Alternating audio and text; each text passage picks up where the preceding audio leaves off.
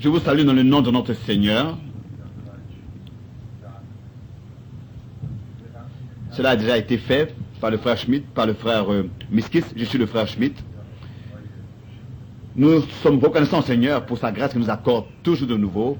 Moi, de ma part, je me réjouis de tous ceux qui ont consacré leur jeune cœur au Seigneur. C'est encore le temps pour le faire, comme c'est écrit dans le Proverbe 23, des versets 15, verset 17, verset 19, verset 26. Donnez-lui votre cœur pour qu'il puisse faire avec vous ce qui est agréable à ses yeux. Vous n'allez jamais le regretter. Moi, je ne l'ai jamais regretté. Est-ce que le Seigneur m'ait trouvé et que j'ai la grâce jusqu'aujourd'hui encore de le servir? Sûrement que le soleil n'a pas brillé tous les jours, mais malgré tout, le Seigneur, par sa grâce, a éclairé mon cœur et il éclairera aussi votre cœur pour son nom merveilleux. Je voudrais lire dans Éphésiens, nous l'avons lu hier déjà à Krefeld dans la réunion.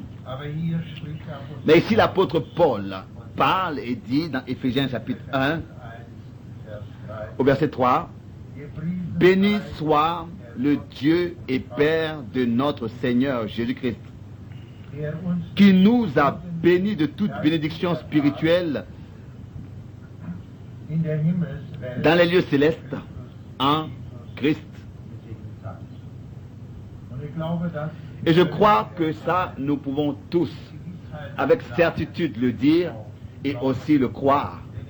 Car en Christ Jésus, chaque bénédiction est contenue en lui. Et c'est en lui que le salut nous a été accordé. Et il nous, comme il est dit ici, déjà bénis de toute bénédiction des lieux célestes en Christ. Et il nous a aussi promis sa bénédiction aussi pour cette réunion et nous l'accorde tous les jours de manière nouvelle, qu'il puisse encore nous conduire et nous diriger. C'est ma prière. Amen. Merci. Maintenant le frère Franck. Je voudrais aussi vous saluer, vous souhaiter la bienvenue dans le nom prêché de notre Seigneur. C'est toujours un privilège particulier d'être réunis et d'être ici. Mon programme était en fait pas tellement plein, mais il était vraiment surchargé et très plein, plus que plein. Mais puisque j'ai particulièrement les jeunes dans mon cœur, je les porte dans mon cœur et sur mon cœur, c'était pour moi une requête particulière d'être ici parmi vous aujourd'hui. Et même si déjà demain matin, je dois déjà être reparti, c'est-à-dire qu'après cette réunion, nous allons tout de suite repartir. Après cette réunion, nous allons tout de suite repartir parce que demain matin, nous devons être déjà là-bas, à Krefeld. Et c'était vraiment ma requête de partager certaines choses avec vous.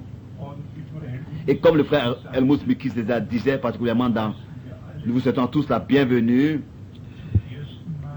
tous ceux aussi qui sont là pour la première fois et qui peut-être sont nouveaux avec une telle prédication de la parole de Dieu. Il s'agit en fait de ce que Dieu a rétabli une relation, une communion intime entre lui et l'humanité, et que depuis le commencement déjà, tous les hommes de Dieu qui nous ont transmis la parole de Dieu avaient eux-mêmes une relation intime, personnelle avec Dieu. Tous les prophètes connaissaient Dieu personnellement. Ce n'était pas une religion que Dieu avait donnée, mais c'était toujours la révélation de sa parole, et toujours la révélation de sa parole. Et c'est ainsi aussi avec la rédemption que cela s'est passé. Ce n'est pas une religion, ce n'est pas une philosophie. Le Rédempteur est venu personnellement à nous. Il a versé son sang, donné sa vie ici sur cette terre pour nous, pour que justement cette communion, cette relation intime avec lui, par sa grâce, soit de nouveau rétablie avec nous. Et tel que aussi cela a déjà été mentionné c'était hier soir, nous l'avions dit dans la réunion, il s'agit réellement de ce que nous soyons introduits directement dans le plan du salut de Dieu qui se déroule, et que ce ne soit pas seulement que nous ayons de la connaissance dans l'enseignement et que nous savions certaines choses des Écritures, mais que nous ayons part à ce que Dieu fait, prendre et profiter de la chose elle-même qui vient de Dieu et de ce qu'il fait maintenant. Et comme dans Actes des Apôtres chapitre 10 au verset 38, cela a été lu de notre Seigneur. Il était oint du Saint-Esprit par Dieu et allait de lieu en lieu, faisait du bien et guérissait tous ceux qui étaient sous l'influence du diable. Et dans Jean 12, nous pouvons lire que quoi qu'il avait fait beaucoup de miracles, les hommes ne croyaient pas en lui, pour que l'écriture du livre d'Ésaïe s'accomplisse. Ils ont des yeux et ils ne voient pas. Ils ont des oreilles et ils n'entendent pas.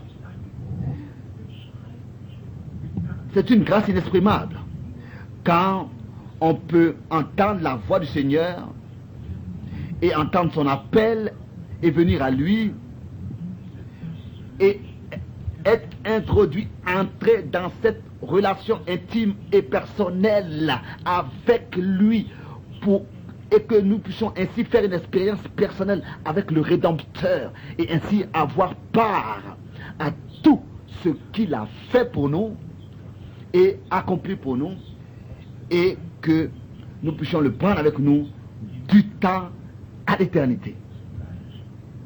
Et maintenant, tout de suite, nous voulons faire le pont à notre temps, dans notre temps, ou bien alors pour établir le pont jusqu'à dans notre temps. C'est vraiment ainsi comme c'était lors de la première venue du Christ.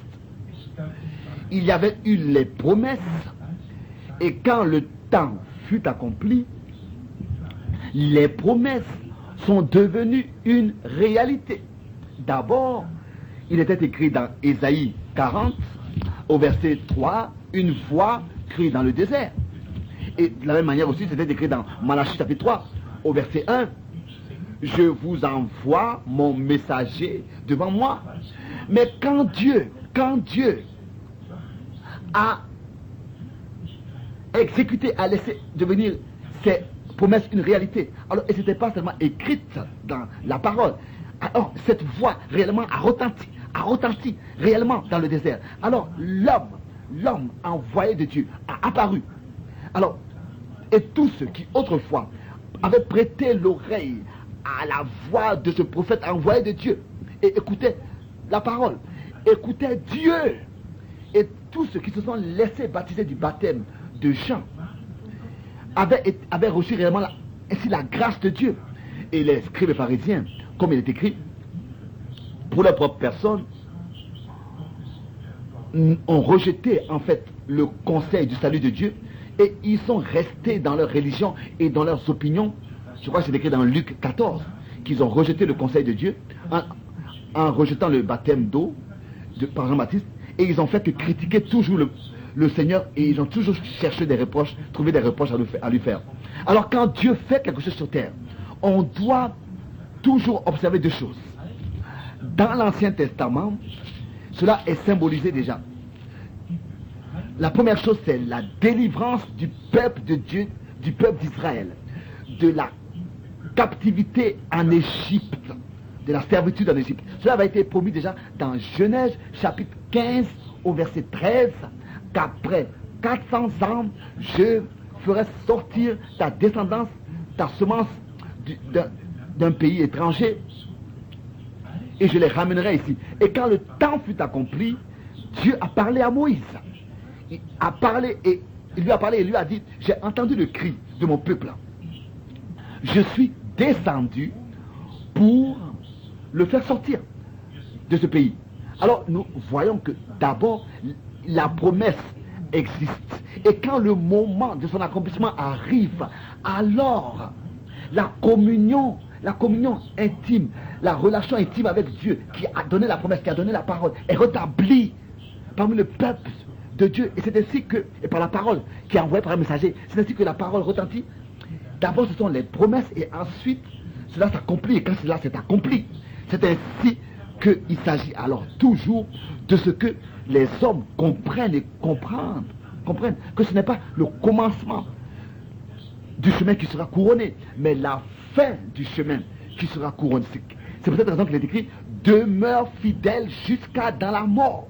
Il n'est pas écrit jusqu'à la mort, mais jusqu'à dans la mort, jusqu'à le dernier souffle de vie sur cette terre. Et ça, nous devons comprendre et souligner cela. La deuxième chose, c'est réellement, cela aussi montré en image dans l'Ancien Testament, d'entrer, de sortir de la captivité babylonienne. Ça, ce sont deux événements importants dans l'Ancien Testament qui ont eu lieu avec le peuple d'Israël, que Dieu avait choisi et élu, et a dit, je vais vous faire devenir des rois et des sacrificateurs, vous êtes mon trésor particulier, vous êtes la plus petite nation parmi les peuples, mais c'est vous que j'ai choisi.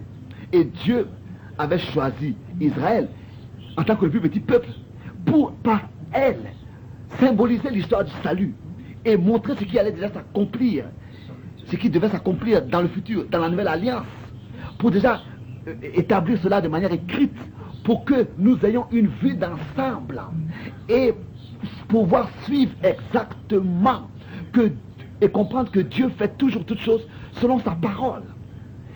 C'est ainsi que, et selon ce qu'il a promis. Maintenant, nous voulons rapporter cela à chacun individuellement, à chacun de nous et à tous ceux qui sont devenus croyants.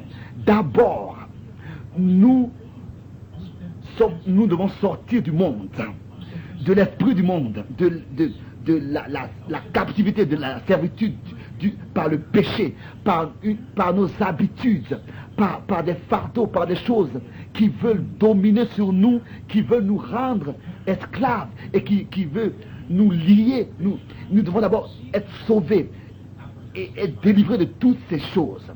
Mais la deuxième chose, en ce qui concerne maintenant tous ceux qui sont devenus croyants, qui en fait ont été délivrés de la captivité du péché, de la servitude. Je ne sais pas, la plupart sont croyants à l'extérieur, ou bien alors ont eu des parents croyants, ou bien alors ont des parents croyants. Mais regardez dans le monde autour de vous, regardez tout ce qui se passe. Et quand un homme devient croyant, alors cela se passe, qu'il doit sortir de toutes ces habitudes qu'il avait avant. Comme il est écrit, celui qui a volé ne vole plus, celui qui a menti ne ment plus, donc sortir de l'esclavage de Satan et du péché, sortir de l'empire du diable et naître d'en haut pour une espérance vivante, naître de nouveau. Ça, c'est la première expérience. La deuxième expérience, cela est aussi symbolisé par la délivrance d'Israël sortant de la captivité de Babylone. C'est que justement, ceux qui ont été sauvés puissent ensuite sortir de toute fausse opinion, fausse doctrine, qui sont que de la captivité et de l'égarement et de la tromperie. Je suis en train de lire un livre sur l'histoire des papes. C'est vraiment étonnant de voir comment est-ce que dans toute l'histoire des christianisme, ce n'est rien d'autre que de la tromperie et rien d'autre, d'une manière que on ne peut pas comprendre. Et c'est-à-dire, quand on voit tout ce que le diable a fait pour tromper les hommes et égarer les hommes, mais à chaque fois que Dieu envoyait et accordait un nouveau réveil, les hommes ne sont pas seulement devenus croyants, ne sont pas seulement sortis, ils n'ont pas été seulement délivrés de leur vieille vie et de la délivrance et de l'esclavage de Satan par le péché. Mais prenons par exemple comme exemple la Réformation. Dans la Réformation, les hommes ne sont pas seulement devenus croyants. Ça, c'était le premier pas. Le deuxième pas était de sortir de leur doctrine, de la doctrine, du dogme, des dogmes, de la croyance et de l'esprit catholique. Il fallait maintenant sortir de cet esprit religieux. Ils sont sortis de cela. Et il y a eu aussi vraiment des réveils et des réveils qu'on suit dans le déroulement de ces 500 années qui sont derrière nous, depuis la Réformation. Et dans chaque réveil, ceux qui étaient devenus croyants ont expérimenté les deux choses. D'un côté, ils ont expérimenté le salut de leur âme, la délivrance de toutes les choses par lesquelles Satan a voulu les rendre esclaves du péché, les a liés à son service, pour vouloir émettre une influence sur eux. Ils ont expérimenté une conversion réelle. Ils ont été intérieurement délivrés des liens de Satan, comme nous l'avons lu. Et notre Seigneur est allé et il a délivré tous ceux qui avaient été et qui étaient sous l'empire du diable. Ça, cela appartient à notre salut et à la conversion. Mais le deuxième pas, c'est de sortir et de se séparer et de se mettre à part. Vous voyez, ça peut être possible que vous soyez devenu croyant dans une confession quelconque. Devenir croyant, on peut le devenir dans chaque assemblée, que ce soit assemblée baptiste, méthodiste, partout on peut devenir croyant, car Dieu appelle l'homme sans considérer là où il est, devenir croyant. Vous pouvez le devenir partout et à chaque temps, vous pouvez l'être ou bien vous pouvez l'être déjà devenu. Mais quand il s'agit des choses importantes, de sortir et d'être apporté en accord total avec les saintes écritures, alors c'est là qu'il y a des manquements. C'est là que les luthériens ont des problèmes, parce qu'ils veulent demeurer dans leurs opinions, dans leur façon de voir, les baptistes, les méthodistes, chacun veut rester dans leurs opinions de voir quand il s'agit de revenir aux saintes écritures. En toute chose, quand on regarde exactement, tous ont, selon leur enseignement, l'un ont repris certaines choses de l'autre, ont fait que reprendre certaines choses des autres, et ils les ont transmis aux autres, et chacun pense que c'est biblique alors que ce n'est pas biblique. En ce moment, nous avons en Allemagne seulement 125 différentes confessions protestantes qui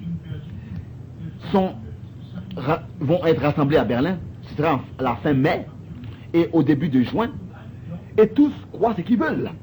Tous demeurent dans leurs églises, dans les églises libres, et tous pensent atteindre le but. Mais je voudrais aujourd'hui réellement montrer cette expérience double donc, de la rédemption. D'abord, être délivré de l'esclavage du péché, du monde, être délivré de la servitude du diable, tout ce qui veut nous lier et veut nous rendre indépendants et esclaves. Il y avait une question qui avait été posée ici: est-ce que fumer c'est un péché? C'est un esclavage direct. Les gens sont devenus esclaves, ils ne peuvent pas se délivrer eux-mêmes. C'est le démon de la nicotine qui désire, c'est sa nourriture. Et ces hommes-là sont obligés de faire la volonté de ces démons. Et par exemple, quelqu'un qui doit boire est aussi lié, il doit être délivré. Tout ce qu'on est obligé de faire, tout ce qu'on doit faire, on est obligé de le faire. Tu ne veux même pas le faire et tu le fais malgré tout. C'est un lien, ce sont des chaînes et il faut être délivré de cela. Quand on va par exemple en France et qu'on prend un repas, et partout, tous ceux qui vivent là-bas, il n'y a pas une table sans un vin. Mais c'est une grande différence. Est-ce que quelqu'un nuit de jour doit boire, et ça n'arrive jamais qu'il soit dans ses sens, qu'il soit normal, qu'il est toujours sous, ou bien alors est-ce que parfois comme ça pendant un repas, on prend un verre de vin? C'est une grande différence. En ce qui concerne la fumée, c'est la même chose. La cigarette, c'est la même chose. Si l'homme avait une cheminée, il pourrait au moins aspirer cela, mais Dieu a créé l'homme comme ça, sans cheminée. Dieu a créé l'homme tel qu'il est. Et si l'homme avait une cheminée, était fait avec une cheminée, on aurait pu peut-être comprendre. Mais alors, si l'homme est sans cheminée, d'où vient alors la fumée? Pourquoi alors attirer la fumée? Pourquoi? On doit vraiment comprendre que le Créateur a pensé à toutes choses. Il a créé l'homme tel qu'il a créé. Et les choses pour lesquelles le corps a été créé, dans toutes ses fonctions qui sont nécessaires pour cette terre, sont présentes dans l'homme. Dieu n'a rien oublié. Si ce n'est que l'adversaire, comme déjà mentionné, il met des chaînes sur les hommes, et cela n'a pas le droit d'être. Aujourd'hui, j'ai deux choses à souligner. D'abord, c'est de vraiment devenir croyant par une expérience véritable du salut en Christ Jésus. En ce que on est sorti et délivré des choses du monde qui lient les hommes, qui les oblige à faire des choses qu'ils ne veulent même pas faire. Et cela nous ramène à Romains 7 où Paul montre ce combat intérieur qui est dans l'homme et qui dit: ce que je veux faire, je ne le fais pas, et je ressens en moi la loi du péché. Et ensuite, après Romains 7, vous pouvez tous lire. Après Romains 7, suit bien sûr la deuxième partie, c'est-à-dire le réveil spirituel, l'expérience directe avec le Seigneur. Et ensuite, nous avons donc, par cette expérience, la réelle paix avec Dieu. Et nous pouvons vraiment marcher en nouveauté de vie. Et nous pouvons lire ici, et le combat principal commence ici dans Romains 7, à partir du verset 18. Ce qui est bon, je le sais, n'habite pas en moi, c'est-à-dire dans ma chair. J'ai la volonté, mais non le pouvoir de faire le bien. Romains 7, verset 18. Vous voyez, l'homme ne peut pas de lui-même. Il a besoin de la puissance de Dieu. Il a besoin de l'intervention de Dieu, de l'expérience avec le Seigneur, pour pouvoir puiser de cette expérience la force qui est plus forte que cette force qui nous lie. La puissance de Dieu, la puissance de délivrance de Dieu est plus forte que cette puissance qui nous lie. Et ensuite, le verset 19 de Romains 7, car je ne fais pas le bien que je veux, et je fais le mal que je ne veux pas.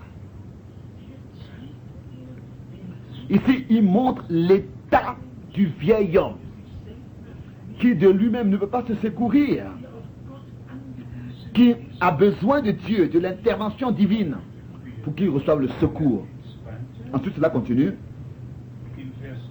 Au verset 19, car je ne fais pas le bien que je veux, et je fais le mal que je ne veux pas. Et si je fais ce que je ne veux pas, ce n'est plus moi alors qui le fais. Est-ce que vous voyez? Mais c'est le péché qui habite en moi.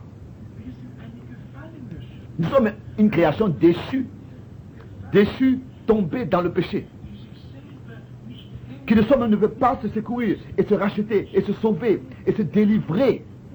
C'est pour cette raison que le Sauveur est venu à nous, sans péché, dans ce monde. Il est né. En lui, l'adversaire n'avait aucun droit. Même la mort n'avait aucun droit sur lui. C'est écrit dans Romains 6. Il est mort. C'est de notre mort qu'il est mort. Il a porté sur lui nos péchés. Et c'est ainsi qu'il a accompli l'œuvre de la rédemption et du rachat. Donc ici, il est parlé du péché qui habite en moi, au verset 20. Ensuite, il nous est dit que si Christ habite en nous, en tant qu'espérance de la gloire, alors nous devenons un temple de Dieu, un temple du Saint-Esprit. Dieu dit: je veux habiter parmi vous, je veux marcher parmi vous, je veux être votre Dieu. Cela est à lire dans l'Ancien Testament, dans Lévitique chapitre 26 et dans le Nouveau Testament, dans 2 Corinthiens chapitre 6. Puis comment est-ce que Dieu veut, et dans Corinthiens aussi, dans 1 Corinthiens, comment est-ce que Dieu veut, le chapitre 3, le verset chapitre 6, comment est-ce que Dieu veut habiter en nous, en toi et en moi? Comment est-ce qu'il veut marcher et habiter parmi nous? Et je crois que ici la traduction anglaise est plus exacte. Il dit: je veux marcher en vous et habiter en vous et être votre Dieu, tel que Dieu était en Christ, et ici sur cette terre a pu se manifester et se révéler. C'est ainsi que Christ, le Rédempteur, est dans les rachetés en tant que la vie de Dieu en nous, et ensuite s'accomplit Christ, l'espérance de la gloire. Dans Romains le chapitre 7, nous avons aussi ici l'issue de ce combat intérieur. Donc, l'issue qui aboutit à la victoire de ce qui nous liait. Ensuite, il est écrit ici, dans le verset 22. Verset 22, Romains 7, verset 22. Car je prends plaisir à la loi de Dieu selon l'homme intérieur. Mais je vois dans mes membres une autre loi qui lutte contre la loi de mon entendement. C'est ainsi. Et l'adversaire afflige les hommes. Ils font des choses même qui sont contre l'entendement, qui sont, c'est pas seulement des péchés comme ça en général, mais des choses qui sont contre l'entendement, qui sont contre les choses normales, qui sont contre la nature. On ne peut pas comme ça entrer dans les détails, mais pensez à la sodomie, à l'homosexuel et à toutes ces choses qui sont contre l'entendement, qui sont contre les choses normales, et par lesquelles les gens sont liés et affligés. Et c'est ainsi que nous voyons, ils ne veulent pas vivre ainsi, ils ne veulent pas faire ces choses. Et nous voyons ainsi que Paul était sincère, car cela n'a pas été écrit à cause de lui. En fait, c'est à cause de nous que cela a été écrit. Nous qui tous passons par le même combat, qui avons à passer par le même combat jusqu'à que nous en remportons la victoire avec l'intervention divine, par l'intervention divine. Ensuite, au verset 23, mais je vois dans mes membres une autre loi, au verset 23, qui lutte contre la loi de mon entendement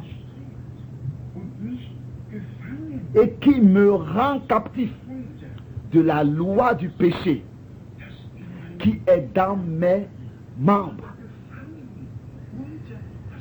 Même être captif de la loi du péché, c'est ainsi. Il y en a qui ne comprennent pas pourquoi est-ce qu'il y a eu un laps de temps qui est passé sans loi. Ensuite, il y a eu le temps, laps de temps avec la loi. Et ensuite, il y a le laps de temps qui est venu de la grâce du Nouveau Testament. Dans le Nouveau Testament, mais tout cela est justifié. C'est pour ici représenter d'une manière réelle devant les yeux des hommes l'histoire, le plan du salut. Et tel que Paul l'exprime ici, c'est une loi qui est même contre l'entendement, par laquelle les gens sont rendus captifs. Pourquoi est-ce qu'il est écrit ici qu'il a rendu captifs les captifs et il a accordé aux hommes des dons dans Éphésiens 4, verset 8. Pourquoi c'est écrit dans Ésaïe chapitre 121, l'Esprit de l'Éternel se repose sur moi pour annoncer aux prisonniers la délivrance et à ceux qui sont liés, qu'ils soient libérés. Pourquoi est-ce qu'il est écrit dans Luc chapitre 4? Encore une fois, ces choses écrites dans le Nouveau Testament. Alors que le Seigneur l'avait lu dans la synagogue, on peut courtement ouvrir ce verset dans Luc chapitre 4. Nous avons ici directement, à partir du verset 16, Luc chapitre 4, à partir du verset 16, il se rendit à Nazareth, où il avait été élevé, et selon sa coutume, il entra dans la synagogue le jour du sabbat. Il se leva pour faire la lecture. Et on lui remit le livre du prophète Ésaïe. L'ayant déroulé, il trouva l'endroit où il était écrit « L'Esprit du Seigneur est sur moi » ou bien se repose sur moi, parce qu'il m'a oint. On a lu dans Actes chapitre 10 qu'il avait été oint et qu'il faisait du bien autour de lui. Il délivrait ceux qui étaient rendus captifs par l'adversaire.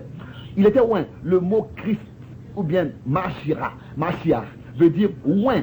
Donc en grec c'est Christ, le Christ, et en hébreu c'est Mashiach. Il était loin. En fait, il y a une question ici aussi en relation avec Jean 3, verset 13.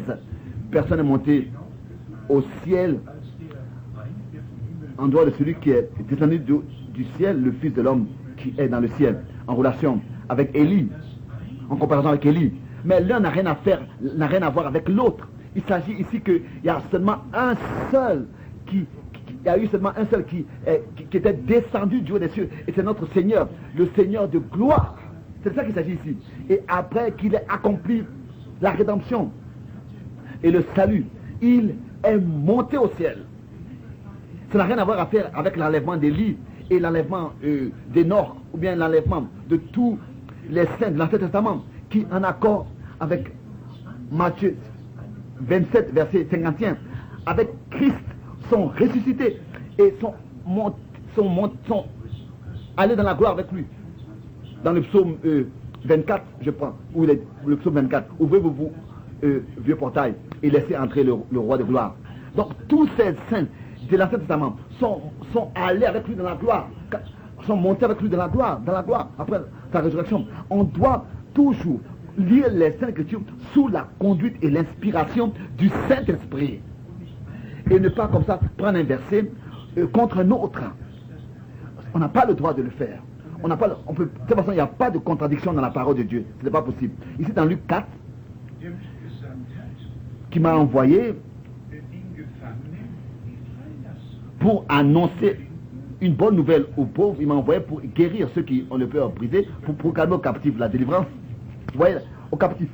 Ce n'était pas des gens qui étaient captifs, ou bien, pardon, ce n'était pas des gens qui étaient comme ça rendus captifs ou prisonniers, comme si là c'est dans la prison, comme Paul était dans la prison. Non.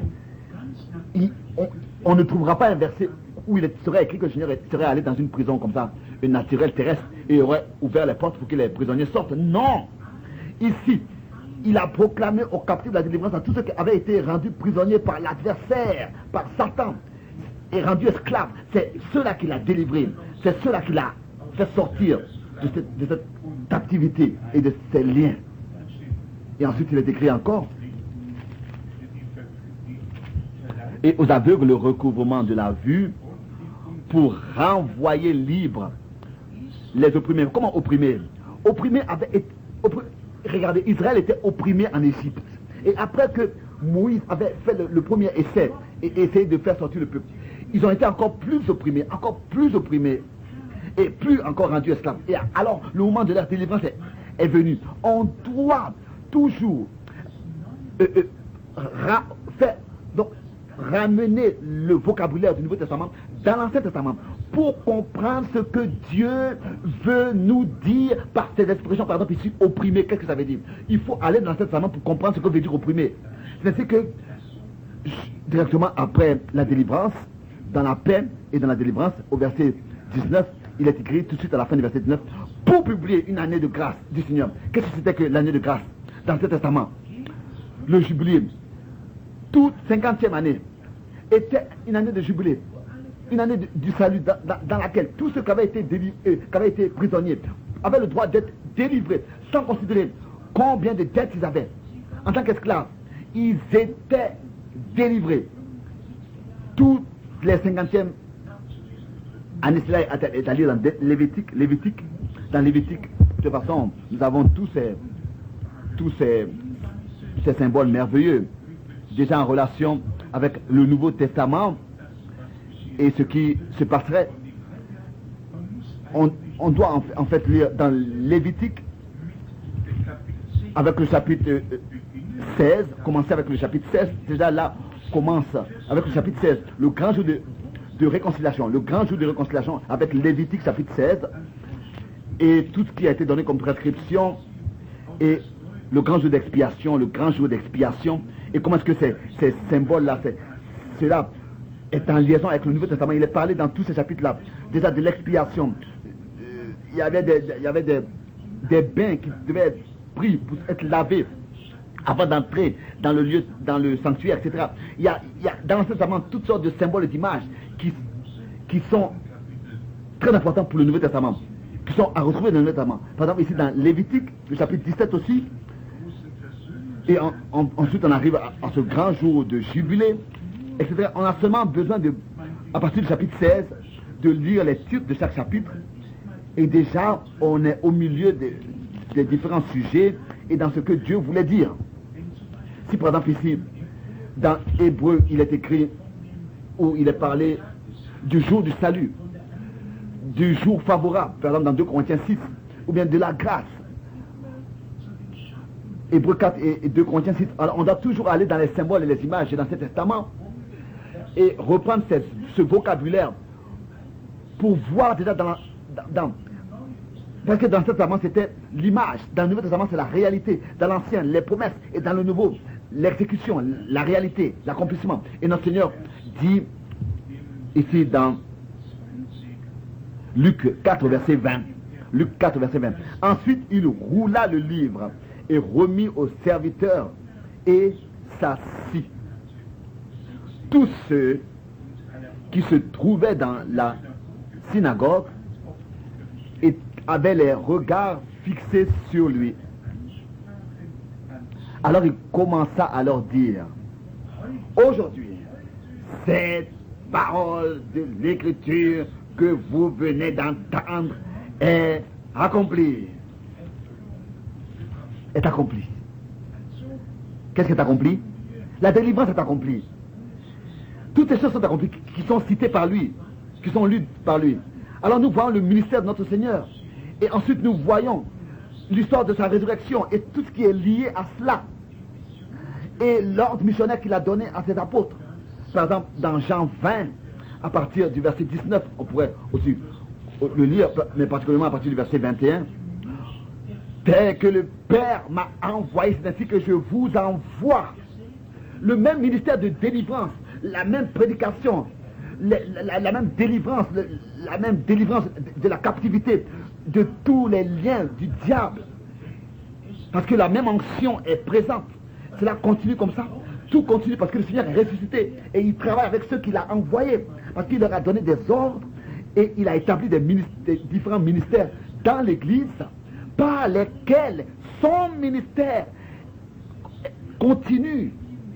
Ce n'est pas nous-mêmes que nous servons, c'est le Seigneur que nous servons. Et nous nous mettons à sa disposition et à la disposition de son peuple pour servir le Seigneur et son peuple.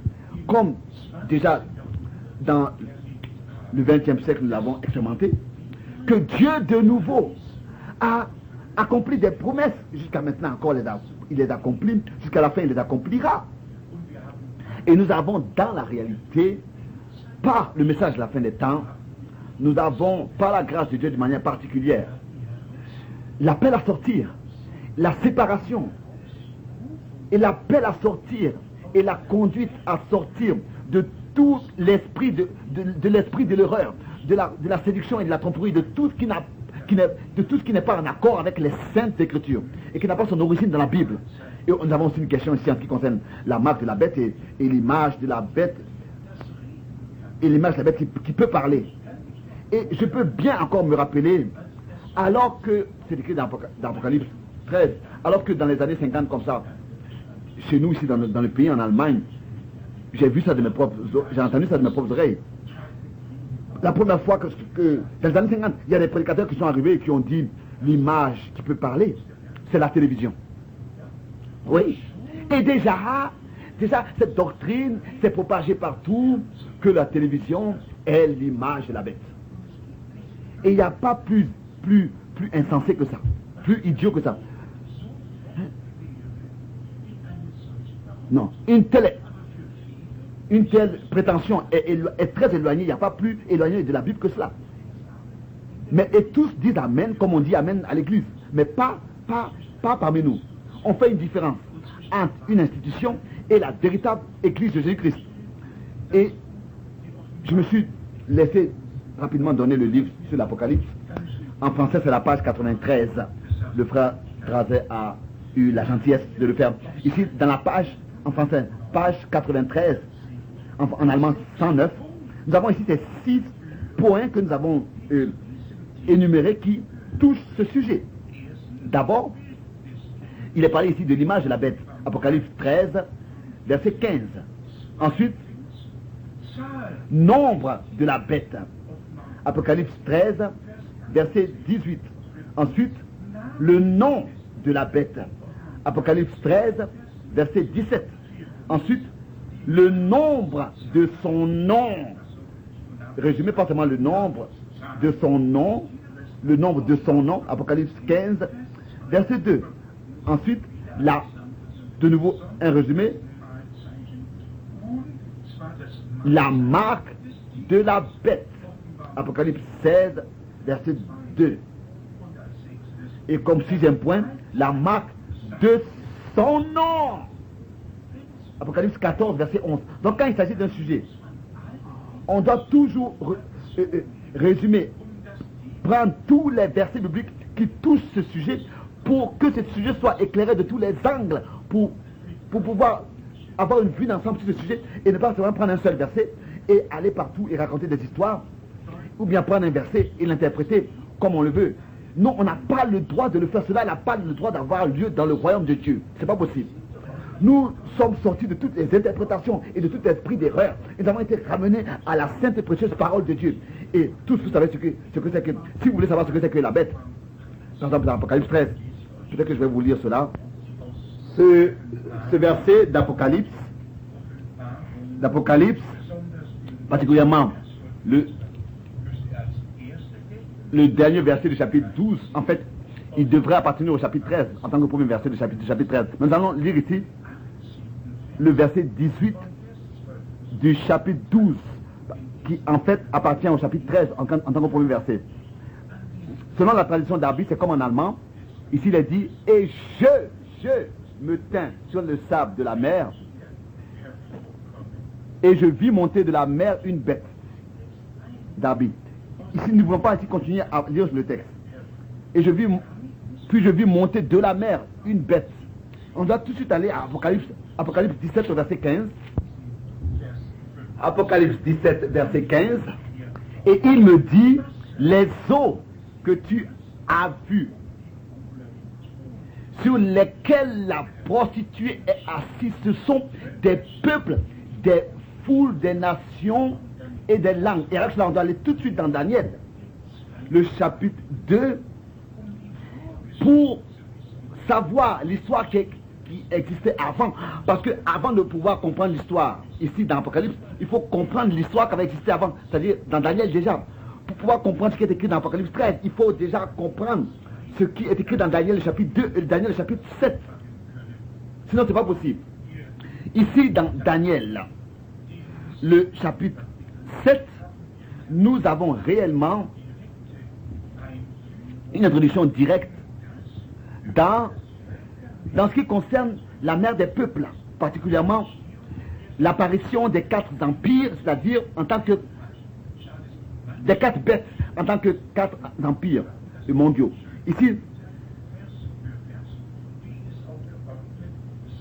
il y a des Bibles où c'est bien ordonné, avec chaque titre, etc. Et parfois, bon, ici, comme dans ma Bible, ici en allemand, c'est tout un chapitre comme un rouleau. Mais dans les Bibles Scofies, par exemple, à chaque fois, il y a des titres. Et ici, ce qui est très important ici, dans Daniel 2, verset 40, d'abord, avant le verset 40, l'interprétation du songe est donnée. Et particulièrement ici, ce qui est important, c'est dans Daniel 2, ici le verset 40, donc, il y aura un 4e royaume fort comme du fer de mer, que le fer brise et rompt tout. Il brisera et rompra tout, comme le fer qui met tout en pièces. Ensuite, celui qui veut lire par exemple le verset,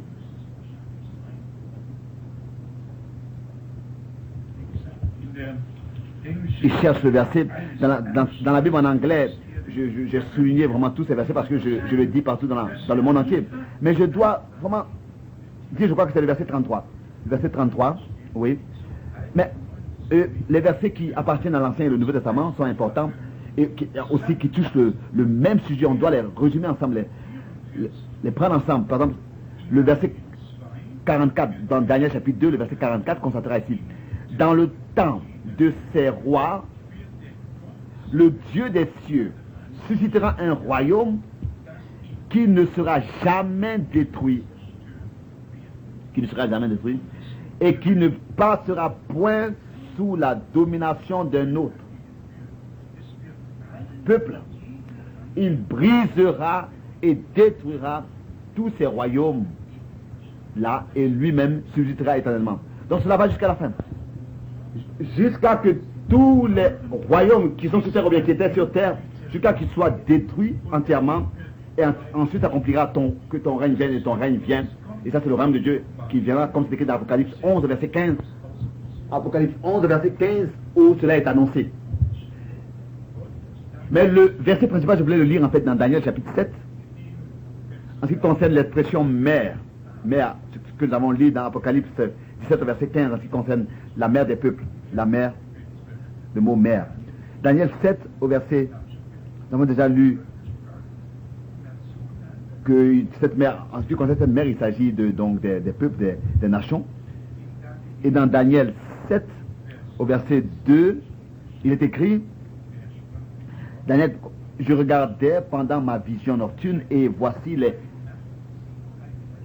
les 4 vents des cieux firent irruption sur la mer, la grande mer. Donc, sur la grande mer, aux traditions, on remuait la grande mer, on se déchaînèrent sur la grande mer, et 4 grands animaux sortirent de la mer, différents les uns des autres. Et ensuite, ces 4 bêtes, l'une après l'autre, sont énumérées, et ce sont ces 4 royaumes où l'un remplace l'autre, et ensuite l'Empire romain, le royaume romain, donc, demeure jusqu'à la fin. C'est ainsi qu'on le voit ici dans Daniel 7, à partir du verset 19, décrit. Ensuite, je désirais savoir la vérité sur le 4e animal, qui était différent de tous les autres, extrêmement terrible. Ensuite, il est décrit. Ensuite, il est parlé de celui qui parle avec audace, et les détails sont expliqués ici, ensuite au verset.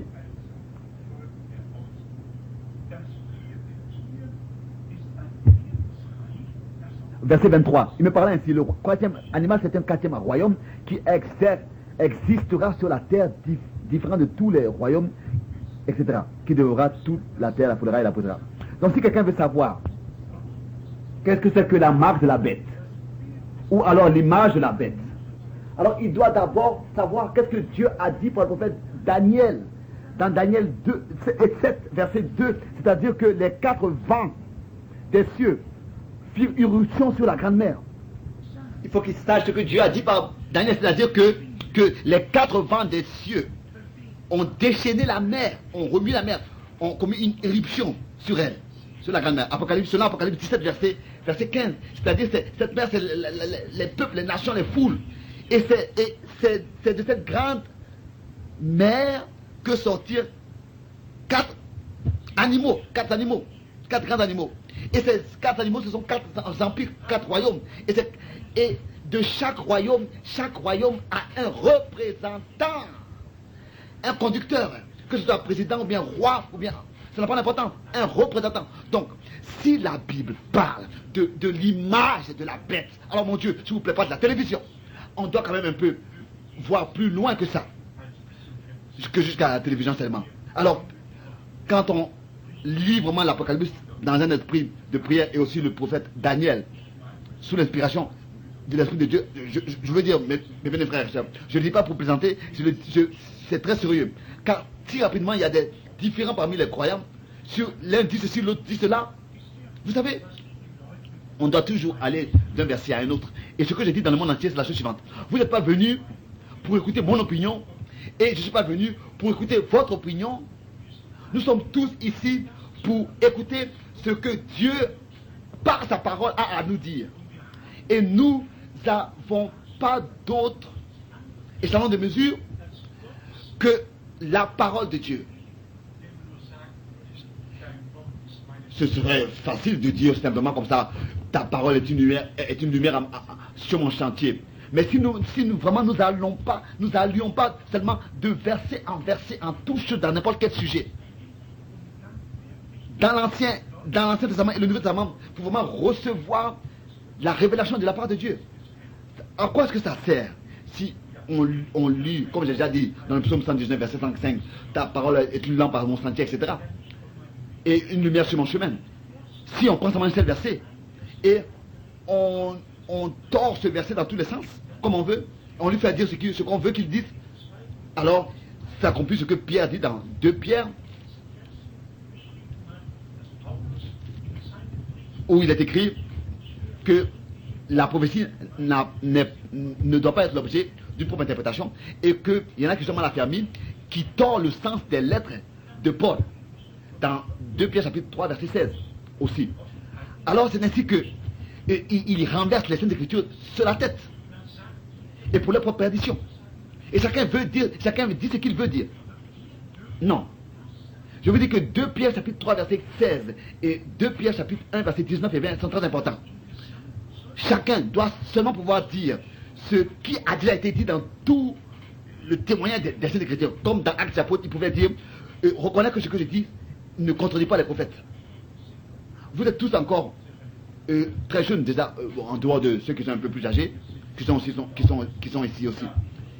ici aussi. Mais bien aimé, pour moi c'est un sujet très important.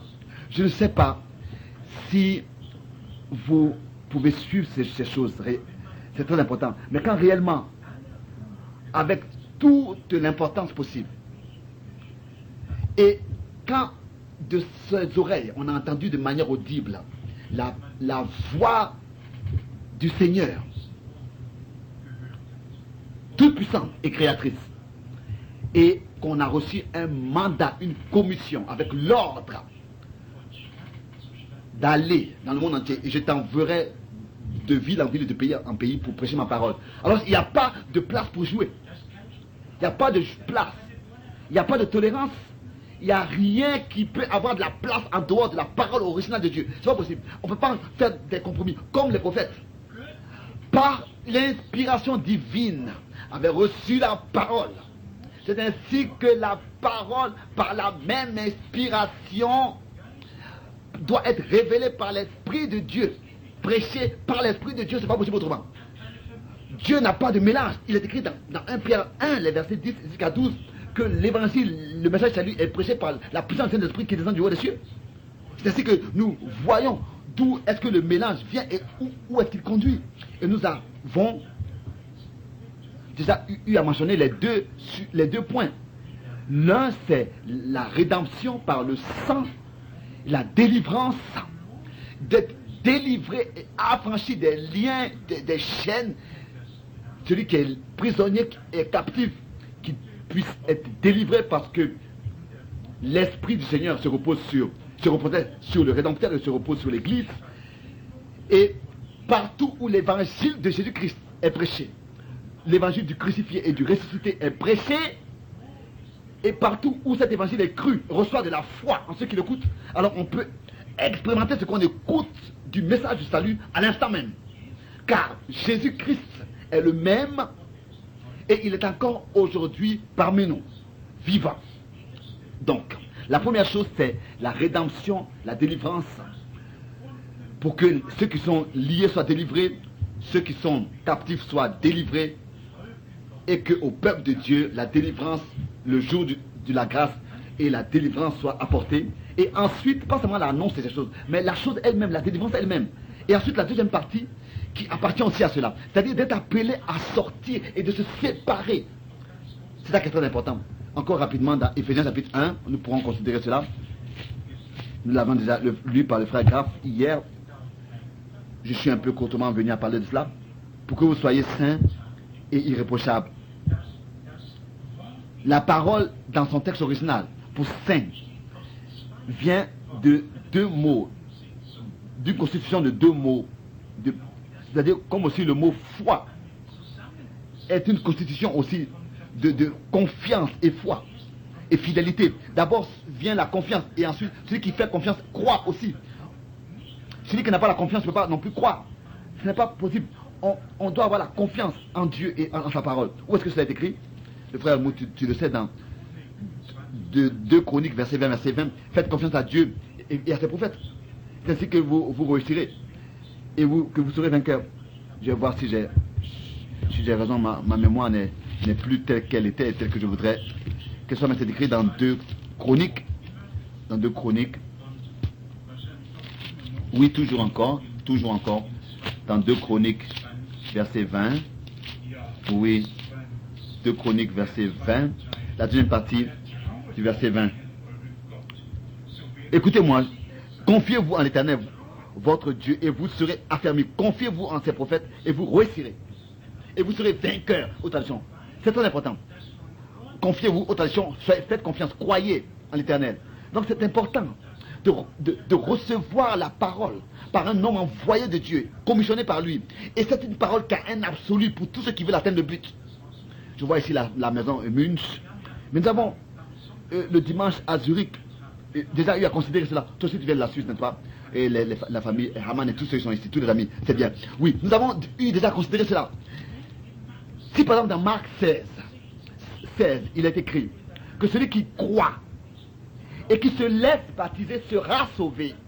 Alors un homme peut pendant des centaines d'années discuter sur le baptême. Et mais s'il ne s'est pas laissé baptiser, ça veut dire qu'il n'est pas croyant biblique. Il peut même prétendre croire. Il peut dire tout ce qu'il veut. Mais s'il ne s'est pas laissé baptiser, il n'est pas encore croyant bibliquement. Ça veut dire qu'il n'a pas encore reçu la parole de Dieu.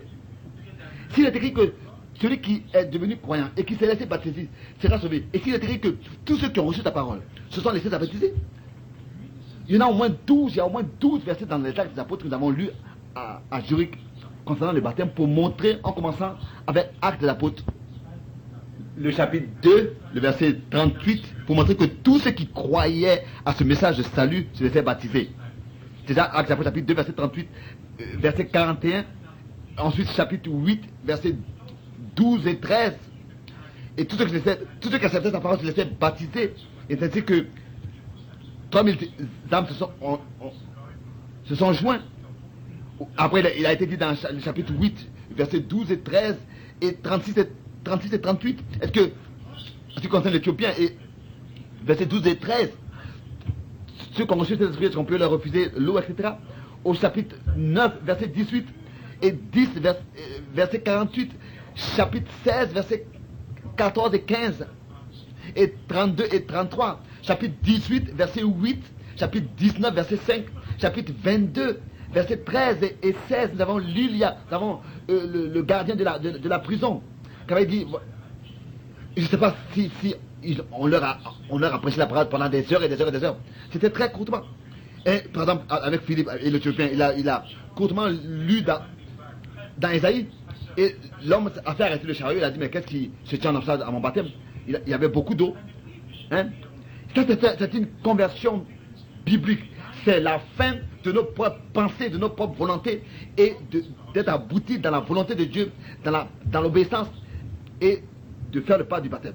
Si quelqu'un dit que je suis obéissant et ne se laisse pas baptiser, oubliez, et ne se laisse pas baptiser, oubliez cela. Hein? Si vous demandez au diable, il est écrit même dans Jacques chapitre 2, que lui aussi y croit. Jacques chapitre 2. Hein? Le diable croit aussi et tremble. Non. De prétendre croire, ça ne suffit pas. Et de visiter les réunions, ça ne suffit pas. Il s'agit vraiment d'être obéissant et de croire bibliquement. D'ajouter à la foi l'obéissance et à faire ce que Dieu a dit. Même alors que cet homme dans la prison avait expérimenté sa conversion, il a même écrit que le gardien s'est laissé baptiser lui et toute sa maison. Dans la même nuit, alors que les apôtres avaient été frappés au sang, ils chantaient des psaumes malgré tout, et que le Seigneur s'était manifesté et que l'homme est devenu croyant dans la même nuit. Il a essuyé les blessures des apôtres et il s'est laissé baptiser avec toute sa maison. Et avec Saul lui-même, Ananias a dit, frère Saul, le Seigneur qui t'est apparu m'a dit de venir à toi, tu es un ustensile élu, lève-toi et laisse-toi baptiser. Tous ont agi tout de suite, ont cru et sont laissés baptiser. La conversion, la repentance, tout va ensemble. Pourquoi est-ce que quelqu'un qui est devenu croyant devrait encore continuer à se disputer dans l'incrédulité et la désobéissance? Alors ça veut dire qu'il doit continuer comme ça à marcher dans le chemin large et laisser Dieu en paix pour prétendre être laissé lui-même en paix. Non. Celui qui vient à Dieu doit venir dans l'obéissance de la foi, être connu dans l'obéissance de la foi, doit lui-même mourir à lui-même et à tout ce qui signifie la reddition, refuser toutes ces choses et vraiment donner et consacrer sa vie au Seigneur. Revenons encore à ces 6 marques, à ces six signes qui appartiennent à ce qui doit se passer à la fin des temps, c'est-à-dire avec la marque de donc, imaginez-vous, tout a été créé ici, avec l'image de la bête, avec le nombre de la bête, etc. Imaginez-vous, si nous n'avions pas toutes ces descriptions, on aurait seulement Apocalypse 13, le dernier verset, où il est écrit, par exemple, le nombre de son nom, c'est 666, et c'est le nombre d'un homme. Si on n'avait pas cela, si on n'avait pas toutes ces descriptions, même jusqu'à les 7 collines et tous les détails, qu'est-ce que nous aurions fait? Non. Que Dieu soit remercié. On a lu ça dans l'Apocalypse, dans le livre de l'Apocalypse, la page 93. Nous devons vraiment remercier Dieu de ce que nous a donné la grâce de respecter sa parole et l'accepter dans toute la foi. Je voudrais en fait venir courtement encore à parler de ce que Dieu, après la Deuxième Guerre mondiale, réellement, comme avant la Première Guerre mondiale, a accordé une effusion de son esprit. C'est ainsi que, aussi, après la Deuxième Guerre mondiale, il a accordé une commission divine directe et il a utilisé Frère Branham en tant qu'un ustensile particulier. En fait, j'étais lundi à Berlin et j'ai rencontré un homme appelé Paul Keane. Qui pendant des années était ensemble avec Frère Branham, qui a pendant les réunions a prêché à utiliser la moitié du temps, lui et Frère Branham, ou alors lui a commencé, ou bien alors Frère Branham a commencé, il a terminé, ou bien le contraire, ou bien alors Frère Branham a conclu, et quand Frère Branham était un peu fatigué, il a continué à prêcher, ou Frère Branham ne pouvait pas aller, c'est lui qui est allé pour prêcher, et Frère Branham l'a envoyé, lui a dit d'aller là. Il était en 55 aussi à Karlsruhe avec Frère Branham, et à Zurich et à Lausanne en 55, et ce Paul Keane. Je l'ai rencontré à Berlin lundi, et pendant 2 heures, j'ai eu un entretien avec lui. Et réellement, il m'a rendu témoignage de tout ce qu'il a vu avec Frère Branham et expérimenté. Je connais, moi, en comparaison avec lui, je connais Frère Branham seulement à la surface, en comparaison à cet homme. Quoique, pendant 10 ans, j'ai connu Frère Branham et que j'étais dans sa voiture ensemble et dans sa maison ensemble et mangeais avec lui ensemble à sa table et tout. Mais j'ai pas eu tant d'occasions comme lui d'être ensemble avec Frère Branham et d'être ensemble avec Frère Branham. Mais après que donc l'honneur et la gloire a vraiment augmenté sur ce ministère particulier, sur Frère Branham, c'est-à-dire le don particulier et l'appel particulier, etc. Et quelque part comme ça, dans son exposé qui m'apportait, il a commencé à dire mais qu'est-ce qu'il y en a avec la sémence du serpent, avec la divinité, avec le baptême d'eau? Oui, alors un mais a suivi l'un après l'autre. C'était pour moi une belle occasion en fait pour lui montrer ces choses dans les Écritures, courtement et brèvement, de lui exposer les choses par les Saintes Écritures.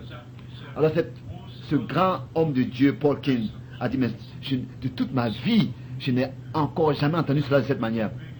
Il a dit, je connais l'Ivé, je connais tous ceux qui étaient autour de Frère Branham, toutes pendant des années qui étaient autour de lui.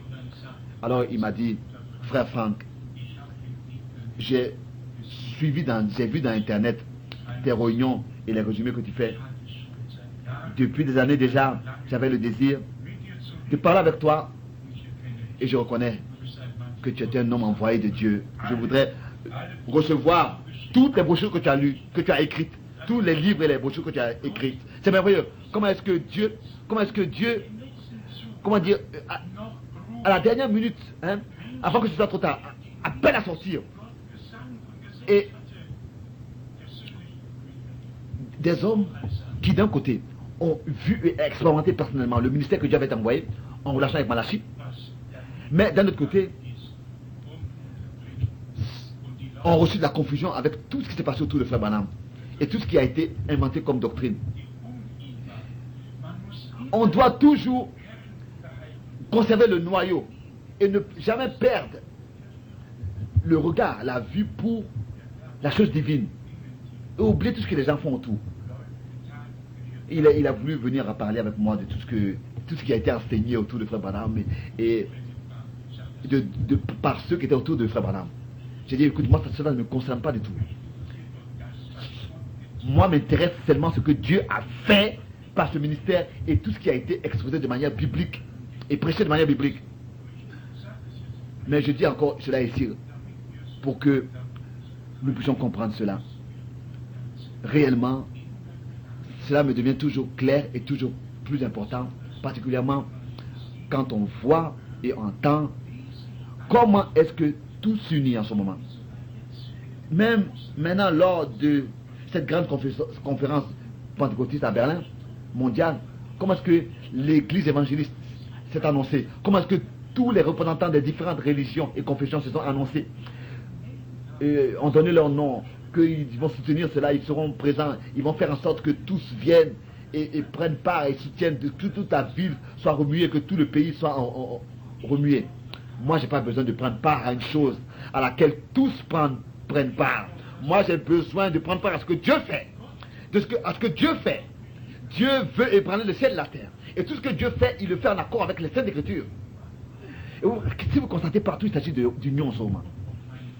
Et que ce soit que le pape convoque les 12 représentants des religions connues dans le monde entier. Il y avait 200 représentants en tout de ces 12 religions qui ont entrepris ensemble un voyage à Assisi, ou plus tard dans la presse il a été lu qu'ils ont entrepris la marche ensemble, mais quand il s'agissait de prier, chacun s'est retiré pour prier dans son propre groupe. Oui, ensemble mais divisé. Non, nous n'avons pas besoin comme ça d'une marche à Assisi, ou bien à Rome, ou bien à Berlin. Ce dont nous avons besoin, c'est de revenir à Dieu. C'est de revenir à la parole de Dieu, telle que Israël était revenu de tout l'éparpillement. Et maintenant, de 140 pays, ou bien de combien de pays, ils sont revenus dans le pays de la promesse que Dieu a promis à Abraham. C'est ainsi que l'église du Nouveau Testament, des croyants, doit maintenant revenir à la parole de la promesse pour cette époque et croire, tel que les Écritures l'ont dit. Ils n'ont plus le droit d'interpréter, et etc. Mais de croire, comme la Bible dit, il n'est plus le moment comme ça en tant que croyant biblique d'aller consulter la chair et le sang, de demander au pasteur, oui, qu'est-ce que tu penses sur cela? Cela ne m'intéresse pas ce qu'un prédicateur pense. Moi, m'intéresse seulement ce que Dieu, dans sa parole, a dit. C'est ce que je veux savoir. C'est ce que je veux entendre. Et c'est ce que je veux recevoir. Et cela doit devenir ma vie. Car soyez sincère. Si tu vas au pasteur et tu dis, et tu vas recevoir des différentes réponses. Non. Ça, c'est vraiment de consulter la chair et le sang. De Paul, il est écrit qu'il n'a pas consulté la chair et le sang. Il n'a pas consulté. Il était obéissant. Imaginez-vous qu'après l'expérience que Paul aurait reçue dans Actes des Apôtres chapitre 9, il serait allé dans sa vieille religion, les pharisiens, et aurait là-bas exposé et raconté son expérience sur le chemin de Damas. Et j'ai entendu une voix céleste et j'ai vu la lumière. Oh, les sacrificateurs leur auraient dit, oh, écoute, tu as mangé trop tard, tu as trop mangé, non, tu as rêvé, non. Mais bien aimé, au moment où la lumière, lui, pour nous, que nous entendons sa voix, nous ne repartons plus au scribe pharisien, mais à l'homme que Dieu envoie, et Ananias, et lui dit, alors, retrouve la vue, frère Paul, retrouve la vue, frère Saul, le Seigneur t'est apparu. Et s'il t'a apparu, alors tu ne vas plus, tu ne retrouves plus, et tu ne consultes plus la chair et le sang. Et tu ne poses plus la question à quelqu'un, est-ce que la doctrine de la Trinité est juste, ou bien la doctrine de l'unité est juste? Est-ce que ceci est juste, ou ceci est juste? Non, tu ne poses plus de questions. Si tu as reçu, tu as retrouvé celui qui est la réponse. Il est la parole. Il est la réponse, il est la parole. Alors tu as trouvé déjà la réponse. Celui qui pose encore des questions n'a pas encore trouvé la réponse, n'a pas encore trouvé le Seigneur. C'est peut-être donc qu'il s'agit vraiment de recevoir, de trouver la réponse, de voir la lumière qui lui maintenant est lui dans les ténèbres, et d'entendre la voix de celui qui parle avec nous, comme dans Actes chapitre 9 avec Paul. On a déjà le dire. il a été dit à Paul, le Seigneur qui t'est apparu et qui a parlé avec toi, c'est lui qui m'a envoyé à toi. Et déjà, cela s'est accompli. Il s'agit de l'action surnaturelle de Dieu dans cette époque. C'est ainsi que Dieu utilise toujours des messagers terrestres, comme il a utilisé autrefois, encore aujourd'hui, pour réellement montrer à ceux qui sont devenus croyants maintenant le chemin à suivre pour recevoir de l'enseignement biblique. Oubliez plus pendant toute votre vie ces choses-là où nous ne savons pas combien de temps que le temps durera encore. Il y a ces deux choses. D'un côté, la rédemption, le pardon de nos péchés, la grâce et la délivrance, le salut, la délivrance de la captivité, de tout l'esclavage de l'Égypte, les choses avec lesquelles l'adversaire enchaîne l'humanité. Cela peut déjà commencer très tôt, ou déjà, il commence déjà avec les enfants à vouloir les lier dans toutes sortes de choses, à toutes sortes de convoitises et de désirs et de passions qu'on est obligé de faire, même si elles sont contre l'entendement, même si elles sont contre la nature. Hein? On ressent même que cela ne doit pas être, mais on le fait quand même. Hein? On fait ce qu'on ne veut pas. Alors, on a besoin d'une délivrance. Un vrai salut. C'est-à-dire que les captifs sont délivrés et les aveugles retrouvent la vue et ceux qui sont paralysés marchent et ceux qui sont lépreux sont purifiés. Ensuite suit la deuxième partie. Et je vous dis qu'elle me devient très importante, énormément importante. L'appel à sortir, de revenir de la captivité babylonienne. Je vous dis, je ne le répète encore, de devenir croyant. On peut le devenir partout. De devenir croyant. Chacun qui est déterminé à la vie éternelle peut le devenir ici et là, peut l'être déjà, peut venir déjà croyant et être ici et écouter ce message. Mais la deuxième partie, pour ceux qui sont devenus croyants, cette deuxième partie la concerne maintenant ceux qui sont devenus croyants. C'est maintenant pour atteindre réellement le but et prendre part à la première résurrection et pas attendre jusqu'à que tous les morts ressuscitent et ensuite apparaître devant le jugement dernier.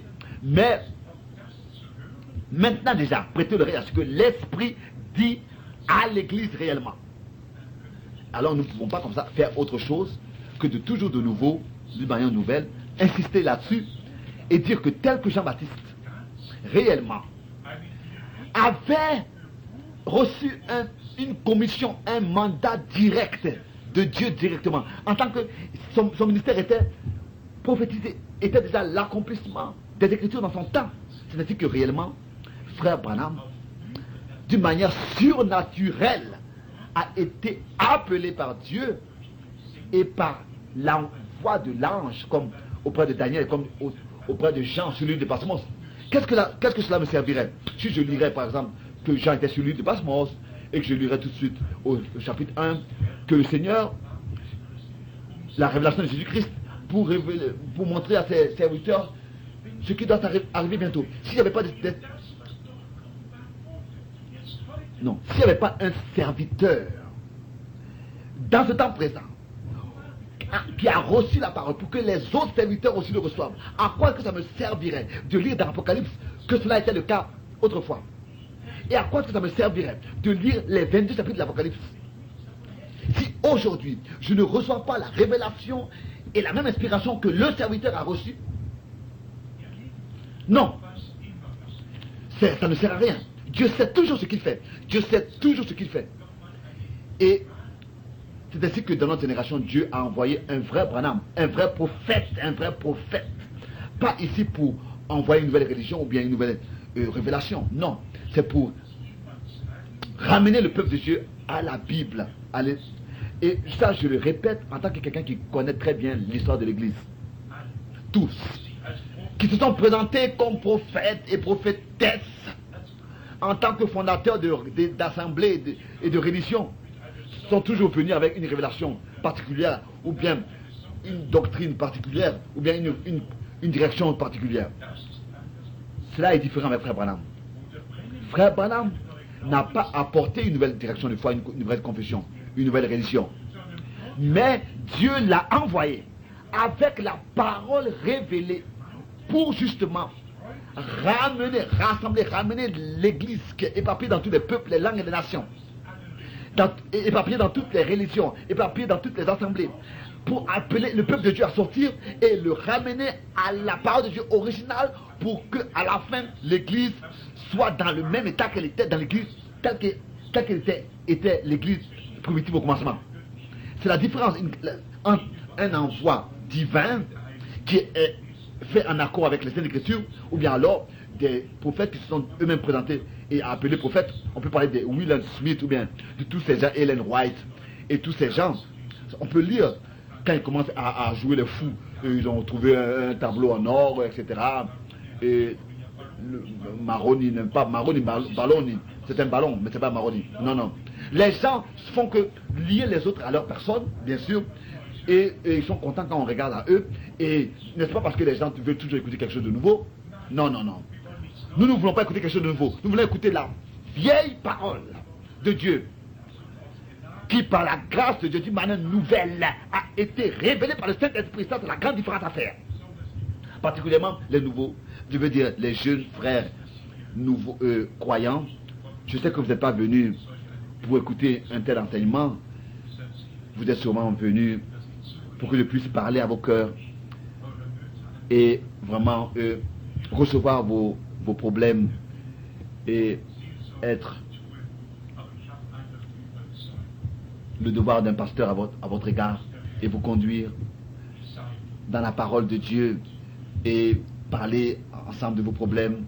Mais je fais confiance à Dieu. Faites confiance au Seigneur. Le Seigneur conduit ses saints d'une manière merveilleuse. C'est écrit dans les psaumes. Et je fais confiance qu'il vous fera, qu'il vous conduira. Faites confiance au Seigneur. Faites confiance au Seigneur. Et il vous conduira. Et soyez sincères dans le chemin dans lequel vous marchez.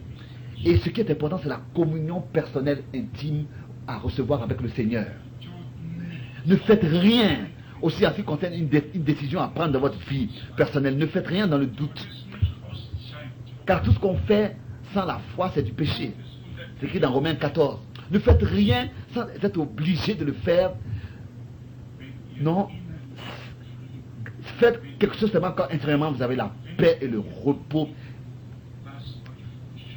Quand vous pouvez vous reposer devant la décision à prendre, sans que votre conscience vous accuse, sans doute, sans quoi que ce soit, mais la paix profonde et le repos, tel que nous l'avons lu, ou bien au moins, nous avons eu à mentionner cela, comme dans Hébreu, où il est parlé du jour du salut et du repos.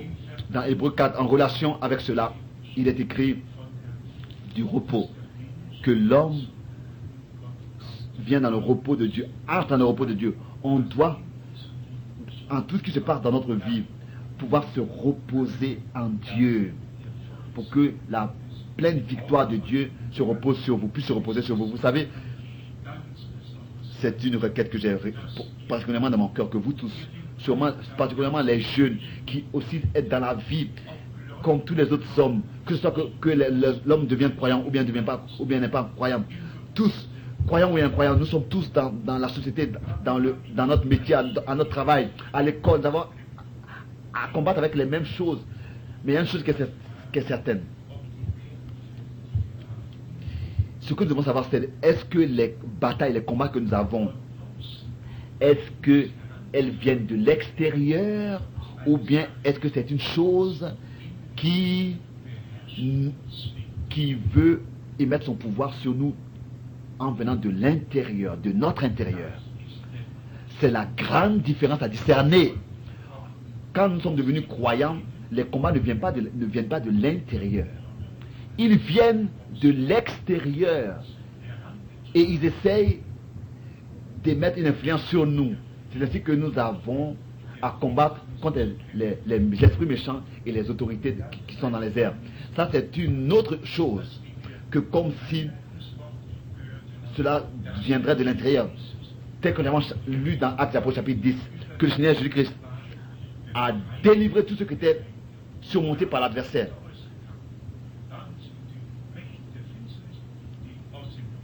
Alors, c'est ainsi que après commence le combat extérieur.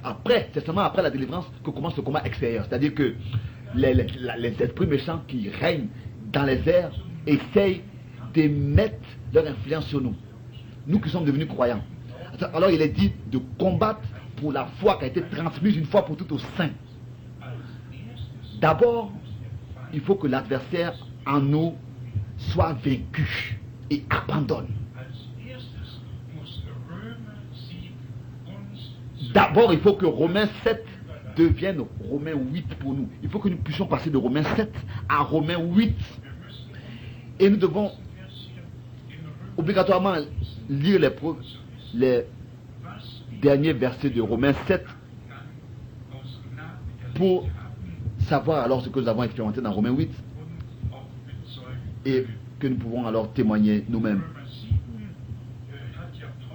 Dans Romains 7, Paul, tel qu'il était sincère, nous devons et nous pouvons être aussi ainsi sincères tel qu'il était, être sincère avec soi-même. Romains 7, verset 24. Misérable que je suis, misérable que je suis, qui me délivrera de ce corps de mort? Vous voyez, nous sommes tous dans ce corps de mort, un corps mortel. Et nous sommes livrés à toutes les influences, un corps mortel. Nous regardons par les yeux comme tous les autres aussi, nous voyons comme tous les autres aussi, nous passons par des épreuves, par des difficultés, tout vient sur nous, comme aussi à un incroyant. Ô misérable que je suis, qui me délivrera de ce corps de mort? Vous savez, vous voyez ici, il est parlé de qui me délivrera. Pensez à Luc 4. Alors il est ici, grâce soit rendue à Dieu par Jésus-Christ notre Seigneur. Notre Seigneur, alléluia. Grâce soit rendue à Dieu. Vous voyez, il ne reste pas dans cet état de misérable, dans ce combat intérieur. Il ne reste pas là. Il a pénétré. Il a eu un réveil intérieur. Il est sorti, il a trouvé l'issue. Le Seigneur lui a donné l'issue. Jusqu'à que nous aboutissons dans Romains 8 et que nous recevons la paix avec Dieu. Comme il est écrit encore dans Romains 8 et que nous pouvons marcher en nouveauté de vie. Romains 8 disait au premier verset. Ainsi, il n'y a donc maintenant aucune condamnation pour ceux qui sont en Jésus-Christ. C'est-à-dire à ceux qui marchent selon l'esprit, car en effet la loi de l'esprit de vie en Jésus-Christ m'a affranchi de la loi du péché et de la mort. M'a délivré aux traditions, m'a délivré de la loi du péché et de la mort. M'a délivré, c'est-à-dire pénétrer jusqu'à aboutir à la certitude de notre salut. Et nous recevons la victoire sur tout ce qui nous liait, sur tout ce combat intérieur. Et le Seigneur, par sa grâce, peut lui-même vivre sa vie par nous. C'est écrit aussi au verset 3 de Romains 8. Car, chose impossible à la loi. C'est impossible à la loi. Parce que non, la loi a fait que condamner. La loi a fait que nous convaincre du péché. C'est ce que les contrôleurs de la route le font encore aujourd'hui, les radars, etc. Celui qui dépasse la limitation de vitesse reçoit une photo très chère. Et la loi convainc du péché. Et nous convainc qu'on a transgressé le code et la loi, etc. Mais c'est la grâce qui nous a délivrés de la transgression, qui nous a délivrés de cette nature. C'est un cadeau de Dieu, justement. Cette délivrance de la captivité. Recevez ces choses, cela vous sera accordé. Recevez ces choses dans la foi. Car le Seigneur a dit, cette écriture est accomplie. Alléluia. La délivrance est accomplie. Car chose impossible à la loi, parce que la chair la rendait sans force. À cause de la chair, c'est à cause de la chair que cela a été rendu sans force. Mais Dieu, alléluia, a condamné le péché dans la chair, en envoyant à cause du péché son propre fils dans une chair semblable à celle du péché. Puisque ce péché, à cause duquel il a été envoyé, était dans nos membres. Et cela afin que la justice de la loi soit accomplie à nous, qui marchons non selon la chair, mais selon l'esprit, selon les pensées de l'esprit, selon l'esprit. Oh, nous avons ici un résumé merveilleux de la rédemption et du rachat qui a eu lieu pour nous en Jésus-Christ, comme il est écrit en lui. Nous avons la rédemption. Voilà cette rédemption que nous avons en lui. La voilà ici, résumée. Alléluia. tel que Dieu avait créé l'homme de chair et de sang, de manière qu'il peut tomber. C'est ainsi que Dieu lui-même a pris toute la responsabilité sur lui pour racheter et affranchir cet homme déchu et le ramener dans cette position originale voulue par lui dans Genèse 1, verset 26. Nous répétons encore, Dieu le Seigneur qui nous a créés selon son image a pris toute la responsabilité pour nous sur lui, parce qu'il nous avait créé d'une manière qu'on peut tomber. Oh, je ne peux pas ici entrer dans les détails de ces choses, mais Genèse 1, l'homme créé à l'image de Dieu. Et ensuite Genèse chapitre 2, créé, formé selon la terre, de la terre. Dans le premier chapitre, cet homme créé à l'image de Dieu n'avait pas de contact avec le terrestre. Il n'avait pas de relation avec le terrestre. Mais dans le chapitre 2, formé selon la terre, il n'avait pas de contact avec le céleste. Mais c'est dans Jésus-Christ que nous avons une relation avec le ciel et la terre en même temps. Car le nouvel homme en Christ, il sera parfait. Il sera parfait. C'est ainsi qu'en lui, nous avons la communion avec le céleste. Oh, c'est merveilleux. Car le nouveau homme en Christ, il sera parfait. Et achevé, nous ne pouvons pas venir à parler de cela dans les détails. Mais Dieu a un plan du salut merveilleux. Je résume encore rapidement, peut-être pour la troisième fois. Tous ceux qui écoutent la parole de Dieu et qui par la parole de Dieu sont touchés devraient ne pas attendre un jour ou bien une nuit, mais consacrer leur vie au Seigneur au moment où tout est encore frais, où tout est encore vivant, où Dieu parle avec nous. Cela devrait s'accomplir et avoir lieu, c'est-à-dire dans le même jour. De demander au Seigneur de nous accorder un plein salut, une pleine délivrance, tel que nous avons considéré tous les versets, personnellement, de demander au Seigneur de nous accorder cette expérience personnelle avec lui. Et aussi pour tous ceux qui ont déjà avancé, j'aurais presque dit, qui ont plus avancé, tous alors la deuxième partie. L'appel à sortir, de se séparer, de ne plus consulter la chair et le sang, mais simplement d'entendre, de prêter l'oreille à ce que l'Esprit dit à l'Église, et de comprendre et de croire que Dieu a un message maintenant qu'il envoie dans le monde entier, et que justement nous avons été apportés en relation avec ce message, comme c'est écrit dans Colossiens 1 verset 5 et 6 et dans d'autres versets, 2 Thessaloniciens chapitre 3. Oh, cela devrait émettre en nous une reconnaissance.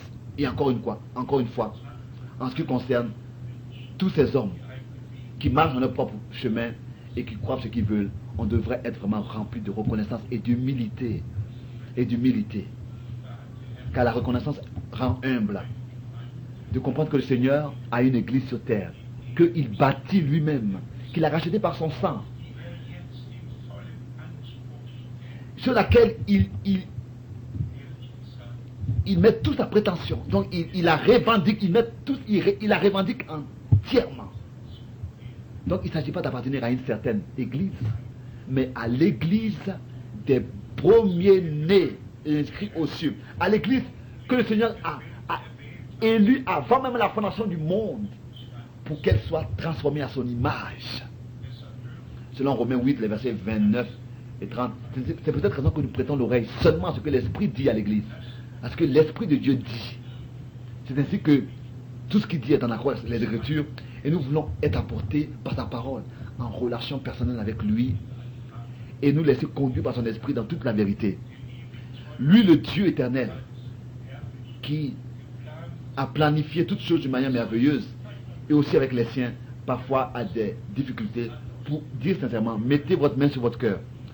Nous tous, nous rendons la vie difficile au Seigneur, n'est-ce pas, souvent. Mais nous avons la grâce de venir à lui, et toujours de nouveau de dire, pardonne-moi, fais-nous grâce, fais-moi miséricorde, pardonne-moi. Ce qui n'était pas en ordre, ce qui n'était pas juste devant tes yeux, devant ta face. Notre Seigneur n'est pas seulement rédempteur, il est grand sacrificateur, il est devenu grand sacrificateur dans l'Ancien Testament. Le grand sacrificateur allait une fois dans l'année avec le sang de la réconciliation et de l'expiation dans le lieu très saint, dans la nouvelle alliance. Le Rédempteur, en tant que grand sacrificateur, avec son sang, est entré dans le sanctuaire céleste pour manifester l'expiation et pour accomplir, pour manifester l'œuvre accomplie, pour apporter son sang et une fois pour toutes confirmer que sur cette terre, la rédemption a eu lieu. Et dans l'Apocalypse, nous lisons dans le 7e sceau que quand le trône de la grâce deviendra trône de jugement, alors ce sera très mal ici, très mauvais ici sur cette terre d'être. Nous avons chanté, c'est maintenant le temps de la grâce, c'est encore le temps de la grâce, la pleine rédemption est là pour toi. Je voudrais finir aujourd'hui avec cet appel, avec cette offre de grâce de Dieu. D'un côté, avec ce don de grâce, et de l'autre côté, s'il y aura quelqu'un parmi nous qui a besoin de prière, mettez votre confiance en Dieu, mettez votre confiance aussi en ceux qui portent sa parole. Si vous pensez que on devrait prier pour vous aussi, une prière commune ensemble qui vous aidera, alors nous nous tenons à votre disposition. Je voudrais, comme souvent je l'ai dit, que tous ceux qui ont entendu la parole de Dieu de ma bouche soient là où je serai. Soient là où je serai. J'ai vu l'enlèvement de mes propres yeux. J'ai pris part à l'enlèvement. J'ai vu ça, prenant part à l'enlèvement. J'ai vu comment tous étaient habillés en blanc. Ce troupeau habillé en blanc, où tous étaient jeunes, dans leur jeunesse. Alors qu'à l'époque, le 3 janvier 81, j'étais en train de mourir en fait. J'étais sur mon lit de mort. Et que j'ai été sorti de mon corps. Et j'ai vu la gloire de Dieu. J'ai vu la nouvelle Jérusalem qui est décrite dans la Bible. Mais bien aimé, ce que Dieu dit dans sa parole est vrai. Ce que aucun œil n'a vu, ce qui n'est pas monté au cœur de l'homme, comme c'est écrit dans 1 Corinthiens chapitre 2. Ce sont des choses que Dieu a préparées pour ceux qui l'aiment. Et celui qui l'aime, il garde sa parole. Il garde sa parole. Il met sa parole en pratique. Aimer Dieu, c'est mettre en pratique ce que Dieu nous dit, c'est faire ce que Dieu nous dit. C'est ça, aimer Dieu. C'est ainsi que nous suivons ce qu'il nous dit dans sa parole. Il a dit que si vous m'aimez, gardez ma parole. Il a même dit, je vous donne un nouveau commandement. C'est que vous vous aimiez les uns les autres, tel que je vous aimais, de la même manière que je vous aimais. Et c'est ainsi que le monde reconnaîtra que vous êtes mes disciples. Et son amour pour nous a été manifesté à Golgotha. Alors que l'amour de Dieu, par le Saint-Esprit, soit déversé dans nos cœurs. Dans tous nos cœurs, selon Romains 5, verset 5. Et que nous ne puissions pas seulement nous aimer en parole, seulement mais dans les actes. Les actes. Et que vraiment nous puissions recevoir les promesses pour ce temps présent de tout notre cœur. Et permettre à l'Esprit de Dieu d'agir en nous jusqu'à que nous passions de la foi à la vue et que chaque promesse devienne en nous une réalité divine. Le monde trompe, attire, montre une belle image, etc. Parfois, ce n'est pas un désavantage de devenir croyant, non. Parfois, l'adversaire veut nous faire penser que nous manquons ceci. Oh, maintenant je manque ceci parce que je suis croyant. Non, non. Oh, je ne vais pas expérimenter ça, je ne peux pas prendre part à ça. C'est de la tromperie.